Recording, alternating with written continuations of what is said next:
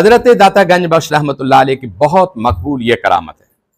और करामत क्या है कि जब आपने दरिया रावी के किनारे अपना डेरा लगाया तो आपने एक छोटी सी झुग्गी बना दी और उस झुग्गी में रात भी बसर करते और दिन भी बसर करते। लेकिन जो झुग्गी के करीब आता और आपकी निगाह के सामने आता, हुजूर दाता साहब का यह तसर्रुफ था और कमाल था, वो खुद ब खुद अपनी जुबान से मुस्तफ़ा का कलमा पढ़ता, हजूर की उम्मत में शामिल हो जाता। राजा राव को जब पता चला कि यहां एक ऐसा बुजुर्ग है कि जो लोगों को धड़ाधड़ मुसलमान कर रहा है, उसने अपने गुंडे भेजे, जाओ इसकी झुग्गी में आग लगा दो। जब एक मर्तबा तीली फेंकी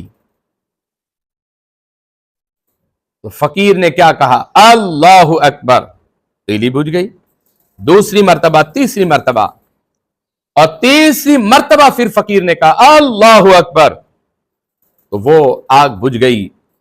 फकीर कहने लगा कि मेरी इस झुग्गी को तुमने क्या जलाना है, जाकर देखो बादशाह का महल जल रहा है, बादशाह का महल जल रहा है। और वाकई ऐसा हुआ कि जब वो लोग गए तो जाकर देखा कि बादशाह के महल में आग लगी हुई थी। ये बस फकीर की जुबान से जुमले निकलने थे।